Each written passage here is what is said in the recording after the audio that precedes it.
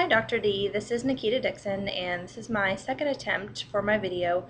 I had recorded it on my phone earlier and was unable to upload it to Yahoo to YouTube for some reason. So I'm just going to play it off my phone onto here and upload it that way. So here it is. Okay, so this is my rendition of the cardiac cycle. So the first thing that happens is from a previous repolarization, a signal is sent to the SA node. From the SA node, it sends a signal to the autorhythmic cells in the SA node, and the signal is to open the IF channels in those cells. As the IF channels open, sodium flows in and a depolarization begins to happen. Now, once threshold is reached for the voltage-gated calcium channels to open, there's an action potential propagated. Once the action potential is propagated, it begins moving through gap junctions out into the cardiac contract cells of the atria. And this is through internodal pathways, and then it finally will reach the AV node. Now, inside the cell, or inside the heart, what's happening is ventricular filling. And while this is happening, once the cardiac contract cells in the atria have all been reached by this action potential, the atria contracts. And inside the heart, that completes ventricular filling, because that's when the remainder of the blood is contracted into the ventricle.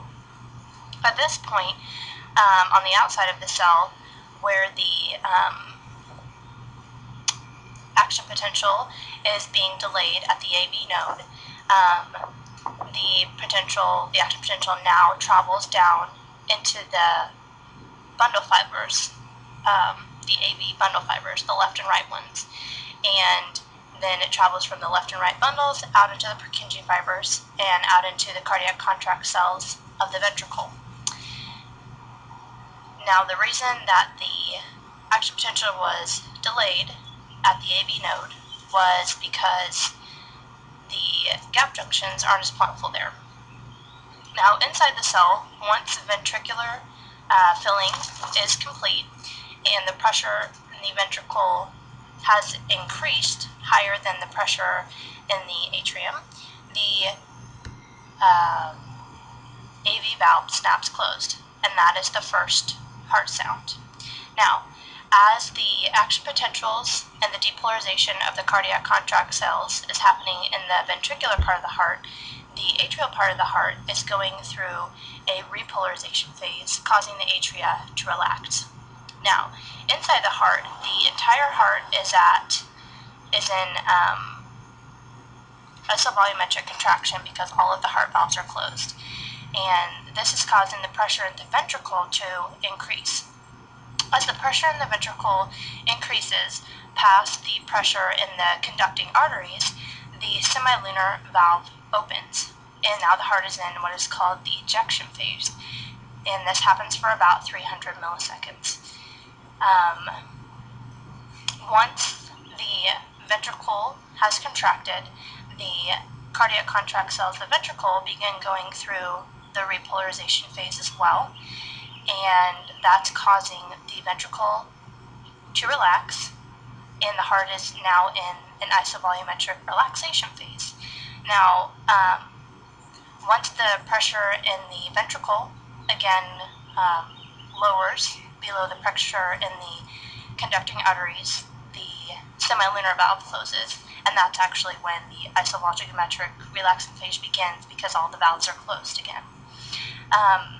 And while this is occurring, the aorta is rebounding, and the coronary artery is exposed.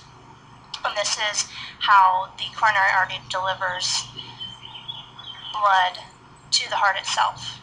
Now, once the pressure inside the heart, inside the ventricle specifically, has decreased past the pressure in the atrium, the AV valve opens inside the heart and ventricular filling begins.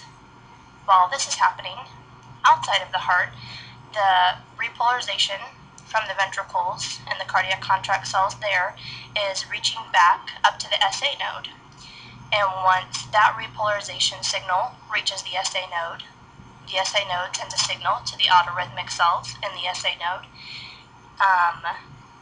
to open their IF channels and causes another depolarization to happen. And this is the beginning of another cycle.